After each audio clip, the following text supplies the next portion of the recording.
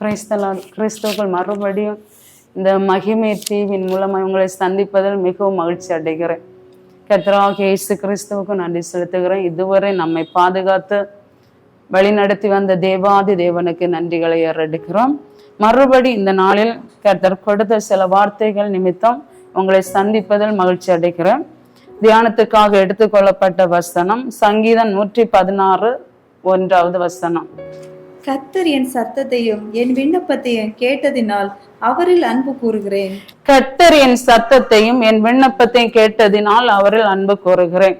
தேவஜனமே, பல நெருக்கடிகளின் மத்தியிலிருந்து நாம் தேவ சமூகத்தை நோக்கி பார்க்கிற ஜெபங்களுக்கு கர்த்தர் நிச்சயம் பதில் தருகிற தேவன். நம்மை ஒருபோதும் விட்டு கொடுக்காதவராக, நம்மை வழி நடத்துகிற தகப்பனாக நம்மோடு கூட எப்போதும் அவர் உலாவி கொண்டிருக்கிறார். நாம் நினைக்கிறோம் பல நேரங்களில் ஜெபத்திற்கு பதில் இல்லையே என்று நினைக்கிறோம். ஆனா கர்த்தர் அப்படி அல்ல. சில காரியம் தாமதமானாலும் அந்த ஜெபங்களை கர்த்தர் நிச்சயமாய் பதில் தருகிற தேவன். இன்றைய தினம் உள்ள செய்தி தலைப்பாக ஜெபம் என்கிற தலைப்பில் ஒரு சில வார்த்தைகளை பேச போகிறோம். அந்த சங்கீதக்காரனுடைய விண்ணப்பத்தை கர்த்தர் கேட்டார் என்றால் இன்றைக்கு நம்முடைய ஜெபத்திற்கும் கர்த்தர் பதில் தர வல்லமையுடையவரா இருக்கிறார். கர்த்தர் என் சத்தத்தையும் என் விண்ணப்பத்தையும் அவன் ஜெபித்த ஜெபங்கள் எல்லாம் கர்த்தர் கேட்டு அவனுக்கு அனுகூலமாக கர்த்தர் கடந்து வந்து அவனுடைய எல்லா இடுக்கண்களிலிருந்து, எல்லா போராட்டத்திலிருந்து, எல்லா பிரச்சனைகளிலிருந்தும் ஜெயத்தை கொடுக்க என் தகப்பன் போதுமானவர் என்றால் இன்றைக்கு நம்முடைய போராட்டத்தில் நம்மை விடுவிக்க அவர் வல்லமையுடைய தகப்பனா இருக்கிறார். அவரால் செய்யக்கூடாத அதிசயமான காரியம் ஒன்றுமே இல்லை. வேதம் இவ்விதமாக சொல்லப்படுகிறது. எந்த மனுஷனை பிரகாசிப்பிக்கிற மெய்யான தகப்பன் சொல்கிறார், நான் மாம்சமான யாவருக்கும் தேவனாகிய கர்த்தர், என்னாலே செய்யக்கூடாத அதிசயமான காரியம் ஒன்றும் இல்லை என்று வேதம் சொல்லப்படுகிறது. ஆகையால் தேவ ஜனமே, இன்றைக்கு நம்முடைய வாழ்க்கையில எவ்வளவு பிரச்சனைகள் வந்தாலும் அவர் நம்முடைய விண்ணப்பத்தை கேட்டு எந்த போராட்டத்தையும் அவர் நம்மை விட்டு நீக்கி போட போதுமானவராக இருக்கிறார். நம்முடைய வாழ்க்கை பயணத்துல எப்பொழுதும் அவரை முன்பாக வைத்திருப்போம் என்றால் நம்முடைய வாழ்க்கை நிச்சயமாய் பதில் உண்டு. எவ்வளவோ நெருக்கத்தை சந்தித்து கொண்டிருக்கிற நம்முடைய வாழ்க்கையில இம்மட்டும் உதவி செய்து கொண்டிருக்கிறது அவருடைய சுத்த கிருபை. அவருடைய கிருபை நம்மளை விட்டு விலகாததா எப்போது நம்முடைய ஜெபத்திற்கு பதில் தருகிற தேவனாய் நம்மோடு கூட வாசம் பண்ணி கொண்டிருக்கிறார். நிச்சயமாக முடிவு உண்டு. நம்முடைய நம்பிக்கை வீண் போகாதபடி கர்த்தர் நம்மை நடத்துவார். கொலோசையர் 4ஆம் அதிகாரம் 2ஆம் வசனம் சொல்லப்படுகிறது, இடைவிடாமல் ஜெபம் பண்ணுங்கள். அப்போஸ்தலன் ஆகிய பவுல் சொல்லுகிறான், இடைவிடாமல் ஜெபம் பண்ணுங்கள். தேவஜனமே, நான் எப்படி ஜெபிக்கணும்? சிலர் எப்போதும் ஜெபிக்காதேன்னு சொல்லுவாங்க. சிலர் இப்படி எதற்காக ஜெபிக்கிறார் என்று பல பேர் குற்றம் சாட்டுவார்கள். ஆனா இன்னைக்கு பவுல் சொல்லுகிறதை பார்க்கிறோம், இடைவிடாமல் ஜெபம் பண்ணுங்கள் என்று. நம்முடைய ஒரு காரியத்துக்கு தீர்வு வர வேண்டும் என்றால், ஒரு துவக்கத்திற்கு முடிவு வர வேண்டும் என்றால் நாம் என்ன செய்ய வேண்டும்? நாம் ஜெபிக்கக்கூடியவர்களா இருக்க வேண்டும். பல பண தேவைகளா இருக்கலாம், பொருளாதார தேவைகளா இருக்கலாம், படிப்பு தேவையா இருக்கலாம், அல்லது மருத்துவமான தேவையா இருக்கலாம். எந்த தேவையா இருந்தாலும் எதற்கு எடுத்தாலும் மனுஷனை நம்புவதை பார்க்கலாம். நாம் ஜெபிக்கிறவர்களா இருப்போம் என்றால் நம்முடைய ஜெபத்தை கேட்டு கர்த்தருடைய அற்புதம் நம்முடைய வாழ்க்கையில நிச்சயமாய் கடந்து வரும். அவரால் செய்யக்கூடாத அதிசயமான காரியம் ஒன்றும் இல்லை. தேவஜனமே, பல பல நன்மைகளை குறித்து எத்தனை பேர் எங்கெல்லாம் ஓடிக்கொண்டிருக்கிறார்கள். சகோதரனிடத்தில் போனா உதவி கிடைக்குமா, அல்லது சகோதரி இடத்துல போன உதவி கிடைக்குமா என்ற பல மனிதர்களை நாடி ஓடுகிறது நிமித்தம் ஜெபிக்கிறதை விட்டு, தேவனோடு இருக்கிறதை விட்டு, தேவனோடு உலாவுகிறதை விட்டு விட்டு, தேவனோடு பேசுகிறதை விட்டு விட்டு, தேவ அன்பை விட்டு விட்டு, தேவ சாயலாக மாற வேண்டிய நாம் இன்றைக்கு மனிதனோடு உறவாடு, மனிதனோடு பேச தேவ அன்பை, ஜெப ஜீவியத்தை இழக்கக்கூடிய ஒரு சூழ்நிலை நமக்கு நேரிட்டு கொண்டிருக்கிறது. ஆனா இங்கு பவுல் சொல்லுகிறார், நீங்கள் இடைவிடாமல் ஜெபம் பண்ணுங்கள். எப்படிப்பட்ட ஜெபம் நமக்குள்ள இருக்க வேண்டுமா? நாம் இடைவிடாமல் ஜெபிக்கிறவர்களா இருக்க வேண்டும். நாம் ஆதியில் கொண்டிருந்த அன்புக்கு மறுபடியும் திரும்ப வேண்டும். ஆதியில் கொண்டிருந்த விசுவாசத்தை திரும்ப வேண்டும். சில பேர் ஜெபிக்கவே மாட்டார்கள். ஆனா கர்த்தரை நம்பி இருக்கிறேன், தேவனை தான் பின்பற்றுகிறேன், ஆனா என் வாழ்க்கையில ஒரு காரியமும் நடக்கவில்லை என்று சொல்லுவார்கள். ஜெபத்திற்கு பதில் வரவிட எப்படி அந்த காரியம் நடக்கும்? பல தவறுகள், பல பாவங்கள், பல மீறுதல்கள் நம்ம கிட்ட இருக்கிறது நிமித்தம் நாம் பல ஆசீர்வாதங்களை இழக்க நேரிடுகிறது. நாம் சஞ்சலப்பட்டு கொண்டிருக்கிறோம், போராட்டத்துக்குள்ளே கடந்து வந்து கொண்டிருக்கிறோம். இன்றைக்கு நாம் நமக்குள்ள ஒரு தீர்மானம் செய்ய வேண்டும். என்ன பிரச்சனை வந்தாலும், எந்த போராட்டம் வந்தாலும் ஜெபத்தை அடிக்க எதுவால முடியாது. ஒரு தானியேல் ஜெப வீரனா இருந்தது நிமித்தம் கர்த்தர் அவனுடைய காரியத்தை வாய்க்க பண்ணினார். இன்றைக்கு தேவச்சனமே நம்முடைய ஜெப ஜீவி எப்படிப்பட்டதா இருக்கிறது? தேவனை நோக்கி ஜெபிக்கிறோமா? அவரை நோக்கி விண்ணப்பம் பண்ணி இருக்கிறோமா? நாம் காத்திருக்கிறோமா என்பதில் நாம் இன்றைக்கு ஒரு முடிவெடுக்க வேண்டும். ரோமர் 8:26 சொல்லப்படுகிறது, அந்தபடியே ஆவியானவரும் நமது பலவீனங்களில் நமக்கு உதவி செய்கிறார். நாம் ஏற்றபடி வேண்டிக் கொள்ள வேண்டியது என்னதென்று அறியாதிருக்கிறபடியினால் ஆவியானவர் தாமே வாக்கு கடங்காத பெருமிச்சோடு நமக்காக வேண்டுதல் செய்கிறார். தேவச்சனமே, ஆவியானவர் நமக்காக வேண்டுதல் செய்கிற தேவனா இருக்கிறார். நான் அவருடைய சமூகத்துல விண்ணப்பங்களை ஏறடிக்கிறோம், அவருடைய சமூகத்தை நோக்கி ஜெபிக்கிறோம். ஆனா அவர் பார்த்து விட்டு சும்மா இருக்கிற தேவனால, அவர் பிதாவோடு வேண்டுதல் செய்து கொண்டிருக்கிற தேவன், நமக்காக வாக்கு கடங்காத பெருமூச்சுதலோட அவர் விண்ணப்பம் பண்ணுகிற தேவன். இன்றைய தேவச்சனமே, நம்முடைய ஒரு காரியத்துக்காக அல்லது ஒரு பலவீனத்துக்காக, ஒரு பலவீனத்தின் மத்தியில் இருக்கிறோம் என்றால், அதுல ஒரு பூரண விடுதலை வேண்டும் என்றால், தேவ சமூகத்தில் போராடி கொண்டு இருக்கிறோம் என்றால், நிச்சயமாய் கர்த்தருடைய அற்புதம் நம்முடைய வாழ்க்கையில கடந்து வரும். அந்தபடி ஆவியானவரும் நமது பலவீனங்களே, எந்த பலவீனமா இருந்தாலும், எந்த போராட்டமா இருந்தாலும், அந்த பலவீனங்கள் தாங்கி நிற்கக்கூடிய கிருபை தாரார் என்றால், அவருடைய சுத்த கிருபை என்றோ நாம் ஜெபித்தது, என்றோ நாம் தேவ சமூகத்தை நோக்கி கூப்பிடுற அந்த ஜெபத்திற்கு நமக்கு கர்த்தர் பதில் தருகிற தேவனா இருக்கிறார். எந்த பலவீனத்தை மாற்ற அவரால முடியும், எந்த போராட்டத்தை உடைக்க அவரால முடியும், எந்த காற்றை கடலை அதட்ட அவரால முடியும், எந்த யோர்தான்களை பிளக்க தேவனால முடியும். என் தேவனால செய்யக்கூடாத அதிசயமான காரியம் ஒன்றுமில்லை. ஆகையால் தேவஜனமே, இன்றைக்கு நீங்கள் உங்கள் தேவனாய் கர்த்தரை நோக்கி பார்ப்பீர்கள் என்றால், இந்த உங்க வாழ்க்கையில் இருக்கிற எப்பேற்பட்ட போராட்டமா இருந்தாலும் கர்த்தருடைய வல்லமைக்கு அவைகள் ஈடு கட்டவே முடியாது.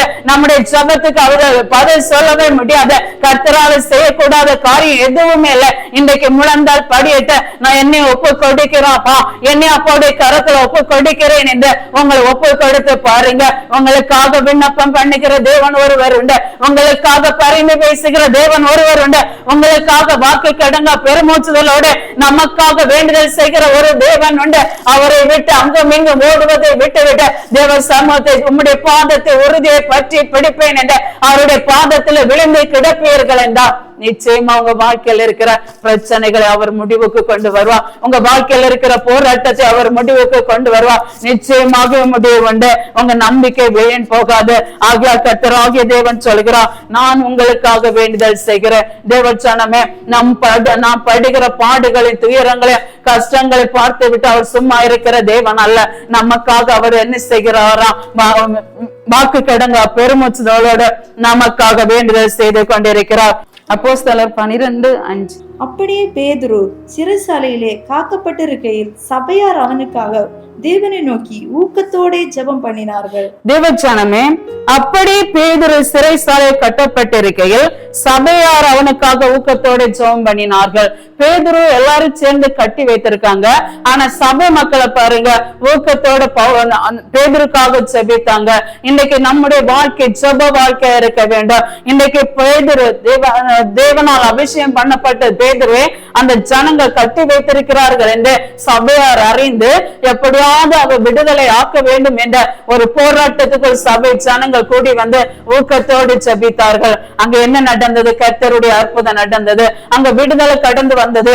இன்னைக்கு தேவஜனமே, நம்முடைய வாழ்க்கையில எப்படிப்பட்ட போராட்டமா இருந்தாலும் நம்முடைய ஜெபத்தை எதுவும்னாலும் எந்த சக்தியினால தகர்க்க முடியாது. ஆகையால் நம்முடைய ஜெபத்திற்கு விலை உண்டு. நம்முடைய ஜெபம் பிரயோஜனம் உடையது. நம்முடைய ஜெபத்துக்கு விடுதலை உண்டு. நம்முடைய ஜெபம் கட்டுகளை அறுக்கும். ஊக்கத்தோடு நாம் அவரை நோக்கி பார்ப்போம் என்றால் நம்முடைய வாழ்க்கையில நிச்சயமாய் விடுதலை உண்டு ஆகும். முதலாவது பார்க்கிறோம், ஆவியானவர் நமக்காக வாக்கு கடங்க பெருமூச்சோடு நமக்காக வேண்டுதல் செய்கிறார். இரண்டாவதாக சபையார் ஊக்கத்தோடு ஜெபித்தார்கள் என்று பார்க்கிறோம். தேவஜனமே, இன்றைக்கு ஜெபம் என்பது எல்லாரும் ஜெபிக்கிறதை மறந்து விட்டார்கள். ஆதியில் இருந்த விசுவாசம் இல்ல, ஆதியில் இருந்த விடுதலை இல்ல, ஆதியில் இருந்த அபிஷேகம் இல்ல, தேவனோடு உறவாடுகிற அனுபவம் இல்லாம தூரம் போய் கொண்டிருக்கிறார்கள். இன்றைக்கு உங்களை பார்த்து கர்த்தர் சொல்லுகிறார், நாம் என்ன செய்ய வேண்டும்? ஊக்கத்தோடு ஜெபிக்க கூடியவர்களா இருக்க வேண்டும். ஆதியில ஜெபித்தது போல கர்த்தர் கர்த்தர் என்னை தப்புவிக்க வல்லவர், கர்த்தர் என்னை விடுவிக்க வல்லவர், கர்த்தர் என்னை பாதுகாக்க வல்லவர் என்ற ஒரு விடுதலையோடு ஊக்கத்தோடு நான் ஜெபிக்கவும் என்றால் நம்முடைய வாழ்க்கையில் இருக்கிற கட்டுகள், பிசாசின் தந்திரத்தில் இருக்கிற போராட்டங்கள், பிசாசினால் போராடி கொண்டிருக்கிற குடும்பங்களுக்குள்ள இருக்கிற ஜெப குறைவை கர்த்தர் இன்று முதல் அதிகரிக்க சொல்லுங்கள் வாக்கு கொடுக்கிறார். ஆகிய தேவச்சனமே இன்றைக்கு நம்முடைய வாழ்க்கை ஒரு ஜெப நிறைந்த வாழ்க்கை இருக்க வேண்டும். நம்முடைய வாழ்க்கையில் இருக்கிற போராட்டம் மாற வேண்டும் என்றால், சத்துருனுடைய பிடியிலிருந்து நாம் விடுதலை பெற வேண்டும் என்றால், கடன் பிரச்சனையிலிருந்து விடுதலை பெற வேண்டும் என்றால், இந்த கட்டுகள் மாந்திரிய கட்டிலிருந்து விடுதலை பெற வேண்டும் என்றால் நாம் ஊக்கத்தோடு ஜெபிக்க கூடியவர்களாக இருக்க வேண்டும். இன்றைக்கு எத்தனையோ ஊழியர்கள் ஊழியர் செய்து கொண்டு கூட சோர்ந்து போய் கொண்டிருக்கக்கூடிய நிலைமை ஏற்படுகிறது. ஏனென்றால் சூழ்நிலைகள் அப்படி அவர்களை வாட்டி வதைக்கிறது. ஆகிய தேவச்சனமே எப்பேற்பட்ட சூழ்நிலைகள் வந்தாலும் சுற்று மற்றும் பார்க்காதபடி தேவனோடு இருக்க ஐக்கியத்துல அவரோடு ஒருங்கிணைந்து அவரோடு நாம் ஜெபிப்போம் என்றால் நம்முடைய வாழ்க்கையில் இருக்கிற எல்லா பிரச்சனைகளும் அவர் மாற்ற வல்லவராக இருக்கிறார். மத்தேயு 6ஆம் அதிகாரம் 6வது வசனம். எப்படி ஜெபிக்க வேண்டும்? நீயோ ஜெபம் பண்ணும் போது உன் அறை வீட்டுக்குள் பிரவேசித்து உன் கதவை பூட்டி அந்தரங்கத்தில் இருக்கிற உன் பிதாவை நோக்கி ஜெபம் பண்ணு. அப்பொழுது அந்தரங்கத்தில் பார்க்கிற உன் பிதா வெளியரங்கமாய் உனக்கு பலனளிப்பார். தேவச்சனமே மாயைக்காரர் ஜெபிக்கிறது போல ஜெபிக்காதபடி நம்முடைய ஜெபம் எப்படிப்பட்டதா இருக்கணும்? பிறருக்கு பார்க்க வேண்டும், பிறரு நாம் ஜெபிக்கிறதை பார்த்து நம்மை மெச்சிக்கொள்ள வேண்டும் என்கிறதை விட்டு விட்டு நம்முடைய ஜெபம் தேவ சமூகத்தை நோக்கி அறை கதையை பூட்டி கொண்டு அறைக்குள்ளே போயிருந்து நாம் அந்த ரங்கத்திலிருந்து ஜெபிப்போம் என்றால் நாம் இதை பார்த்து கொண்டிருக்கிற தேவன், இது இந்த ஜெபத்தை கேட்டு கொண்டிருக்கிற தேவன், இந்த ஜெபத்திற்கு பதில் தருகிற தேவன், நாம் அந்த ரங்கத்திலிருந்து ஜெபிக்கிற ஜெபத்திற்கு வெளியரங்கமாக பதில் தருவா. தேவஜனமே யோபு எல்லாவற்றிலும் உத்தமனா இருந்தான், எல்லாவற்றையும் சத்துரு ஒரே நாள்ல அழித்தான். ஆனா அவன் கர்த்தருடைய சமூகத்துல உத்தமனா இருந்தான். தேவ சமூகத்தில் அவன் ஜெபித்துக் கொண்டிருக்கிறவனாய் காணப்பட்டான். ஆக இழந்து போன மேன்மைகள், இழந்து போன உயர்வுகள், இழந்து போன ஆசீர்வாதங்களை கர்த்தர் அவனை திருப்பி கொடுத்தார் என்றால் இன்றைக்கு அந்த ரங்கத்திலிருந்து நான் ஜெபிக்கிற,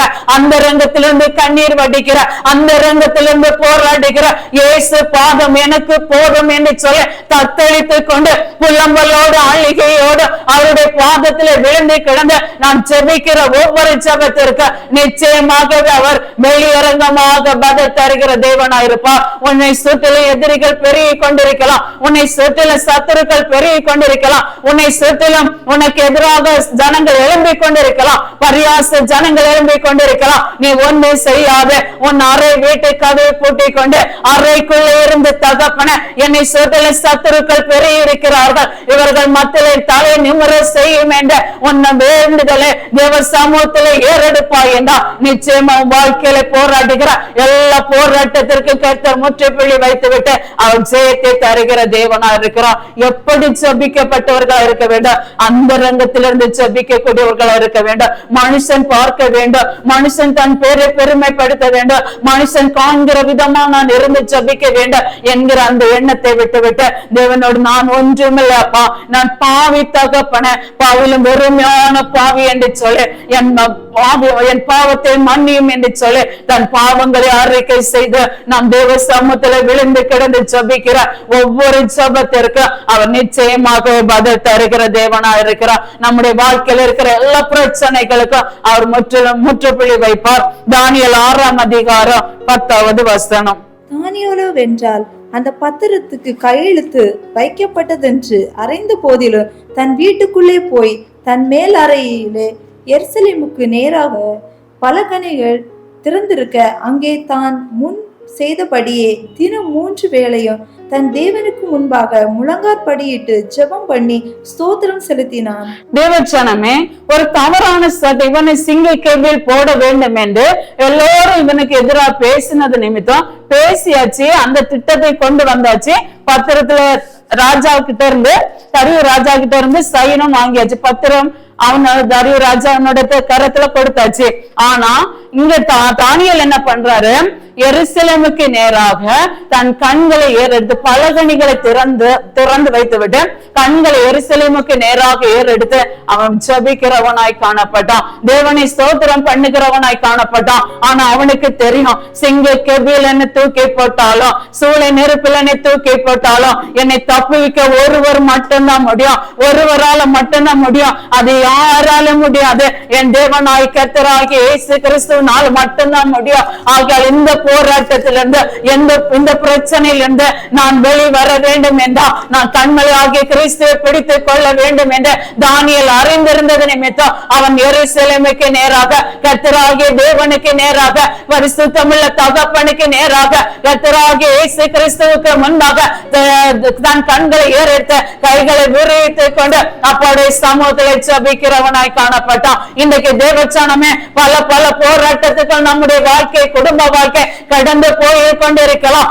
அல்லது யாரும் நம்மளை அடிமைப்படுத்தும்படி நம்மளை எதிர்கொண்டு வரலாம். கர்த்தராகிய தகப்பன் இன்றைக்கு உங்களை பார்த்து சொல்லுகிறார், சிங்கத்தின் வாயின் என்று கர்த்தர் தானியேலை தப்புவிக்க வல்லவராய் இருந்தார் என்றார். உங்களுக்கு எதிராக எழும்புகிற தீயோன் அம்புகள் உங்களை தாக்காதபடிக்கு உங்களை வழி நடத்த என் செல்ல தகப்பன் வல்லமையுடைய தகப்பனா இருக்கிறார். ஆகையால் தேவச்சனமே, நீங்கள் ஆராதிக்கிற தேவன் உண்மை உள்ளவர் என்று எண்ணி கர்த்தரையே நோக்கி சேவிப்பீர்கள் என்றால், கர்த்தரையே பணிந்து கொள்வீர்கள் என்றால் உங்க வாழ்க்கையில நிச்சயமாய் கர்த்தர் அற்புதத்தை செய்வார். கர்த்தர் உங்க வாழ்க்கையில நிச்சயமாய் விடுதலை தருவார். உங்க வாழ்க்கையில இருக்கிற எல்லா உபத்திரவங்களும் எல்லா போராட்டங்களும் நிச்சயமாய் கர்த்தர் உடைத்து போடுவார். தானியேலை போல ஜெபிக்கிறவர்களா இருக்க வேண்டும். எருசலேமுக்கு நேராக 3 வேளை தானியேல் ஜெபித்து வந்தா, இன்னைக்கு நாம் வாழ்க்கையில் இருந்து கொண்டு ஒரு நேரம் ஜெபித்தாலே போதும் என்ற நிலைமைக்கு நாம் வந்து விடுகிறோம். ஆகையால் தேவச்சனமே, அந்த ஒரு நேரம் 2 நேரம் என்பதை விட்டுவிட்டு கிடைக்கிற நேரம் எல்லாம் இடைவிடாம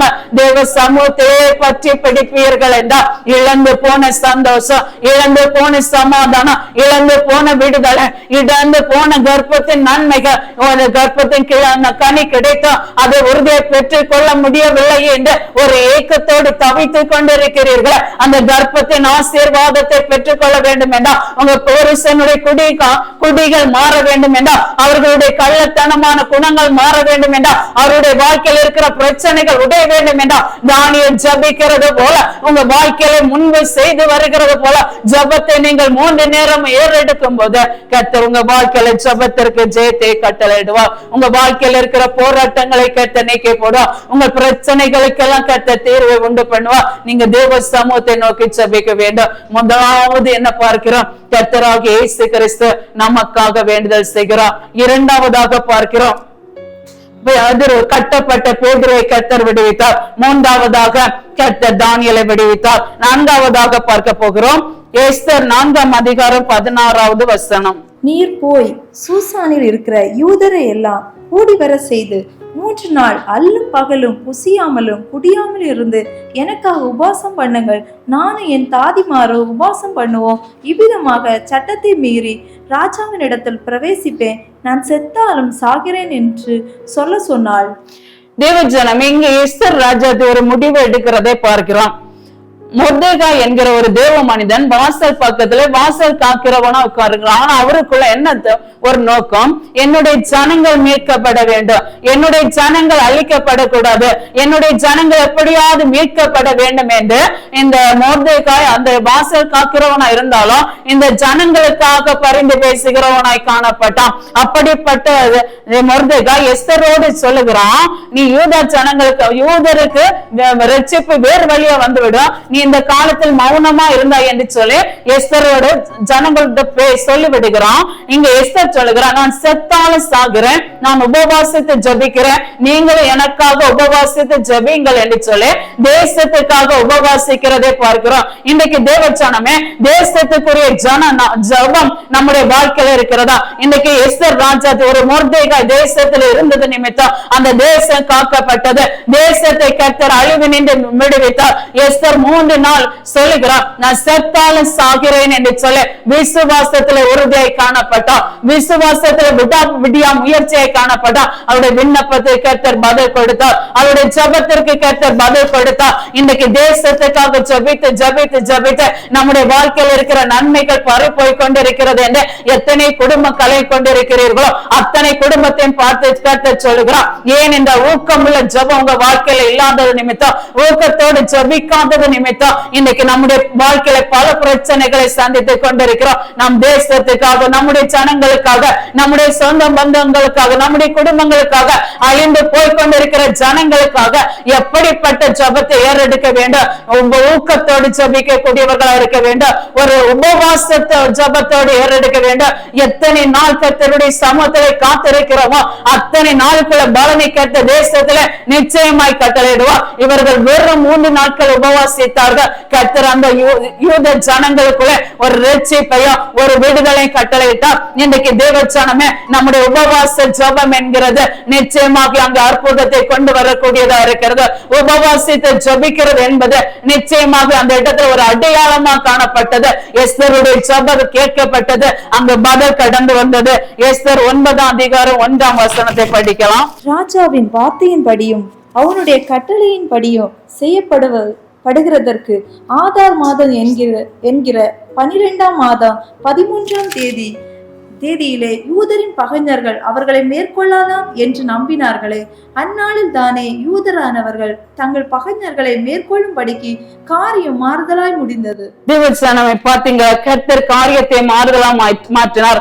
எப்பேற்பட்ட போராட்டத்தையும் பிரச்சனை கர்த்தர் உடைத்தறிந்து யூத ஜனங்களுடைய வாழ்க்கையில கர்த்தர் அற்புதத்தை செய்தார். அன்றைக்கு ஒரு எஸ்தர் இருந்தது நிமித்தம், எஸ்தருடைய ஜெபம் விண்ணப்பத்தை கர்த்தர் கேட்டது நிமித்தம் கர்த்தர் அந்த தேசத்துல ஒரு விண்ணப்பத்தை, ஒரு மாற்றத்தை கட்டளையிட்டார். காரியத்தை மாறுதலாய் மாற்றினார். அன்னாளுடைய ஜெபத்தை கர்த்தர் கடாட்சித்தார். இன்றைக்கு தேவச்சனமே நம்முடைய ஜெபம் என்கிறது ஒரு நாளும் விருதாய் போகாது. அது நிச்சயமாக நமக்கு நல்ல பலன் கொடுக்கக்கூடியதா இருக்கிறது.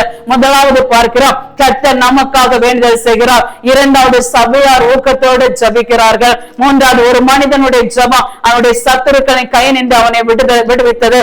4வது ஜெபம் எஸ்தருடைய ஜெபம் அந்த தேசத்தை ஒரு மாறுதலுக்குள்ளே கொண்டு வந்தது. இந்த வார்த்தை கேட்டு கொண்டு இருக்கிற தேவச்சனங்களை இன்றைக்கு ஒரு தீர்மானம் எடுக்க வேண்டும். முன்னிலைமை பார்க்கலாம். இந்த நாட்கள் நாம் கர்த்தருக்காக எழும்ப வேண்டும். முந்தினவைகளை நினைக்கிறதும் பூர்வமானங்களை சிந்திக்கிறத விட்டு தேவ சமூகத்தில் உறுதி எடுப்போம் என்றால் நம்முடைய வாழ்க்கையில நிச்சயமாய் கர்த்தர் அற்புதத்தை கொண்டு வருவார். ஒரு நிமிடம் நம் முழந்தால் படியிட்டு ஜெபிக்கலாமே. பரிசுத்தமும் இரக்கம் நிறைந்த நல்ல தகப்பனே, இந்த வார்த்தை கேட்டுக்கொண்டிருக்கிற தேவ ஜனங்களுக்குள்ள உம்முடைய வல்லமை வெளிப்படட்டும் என்று ஒப்புக் கொண்டிருக்கிறப்பா. எல்லா அந்தகார கட்டிகளை உடைத்து அறிந்து காவலில் இருக்கிற தம்முடைய ஜனங்களுக்கு விடுதலை கொடுக்கும்படியா துதிக்கிறோப்பா. கர்த்தாவை எந்த குற்றமும் செய்யவில்லை என்று சிறை சாலைக்குள்ளே கைதியாக அடைப்பட்டிருக்கிற தம்முடைய மகனை கர்த்தர் விடுவிக்கிற கிருபைக்காக ஸ்தோத்திரப்பா. எந்த போராட்டத்தையும் தாண்டி கர்த்தாவே உம்மால அந்த காவல் சேவைக்குள்ள போய் கர்த்தருடைய அற்புதத்தை வெளிப்படுத்த போற கிருபைக்காக ஸ்தோத்திரா. எல்லா கட்டுகளும் உடைக்க போற கிருபைக்காக துதிக்கிறார். நம்முடைய மகனை சாட்சியை கொண்டு வர இருக்கிற கிருபைக்காக ஸ்தோத்திரா. அது மாத்திரமல்லப்பா, குடும்பங்களுக்குள்ள இருக்கிற போராட்டங்கள், பிரச்சனைகள், கவலைகள் எல்லாவற்றையும் கர்த்தர் நீக்க ஒவ்வொரு குடும்பத்தில அற்புதத்தை கொடுக்கும்படியாக ஜெபிக்கிறார். ஒரு பலத்தினாலும் அல்ல, பராக்கிரமத்தினாலும் அல்ல, தேவனுடைய ஆவியினால் ஆக எஸ்தருடைய ஜெபம் அந்த தேசத்துல ஒரு மாற்றத்தை கொண்டு வந்தது போல இன்றைக்கு எங்களுடைய ஜெபம் கர்த்தாவே எங்க தேசத்திலே மாறுதலையும் எங்க குடும்பங்களுக்குள்ள மாற்றத்தை கொண்டு வந்து அற்புதத்தை செய்ய போற கிருபைக்காக ஸ்தோத்திரம். அப்போடைய கரத்துல தாழ்த்தி ஒப்பு கொடுக்கிறோம். நம்முடைய பிள்ளைகளுடைய வாழ்க்கையில நீர் என்றைக்கு நிலைத்திருந்து கனி கொடுக்கக்கூடிய ஜனமாய் மாற்றி நம்முடைய பிள்ளைகளை உயர்த்தி மேன்மைப்படுத்தும்படியாக ஜெபிக்கிறோம். இயேசுவின் நாமத்தில் ஜெபிக்கிறோம் நல்ல பிதாவே.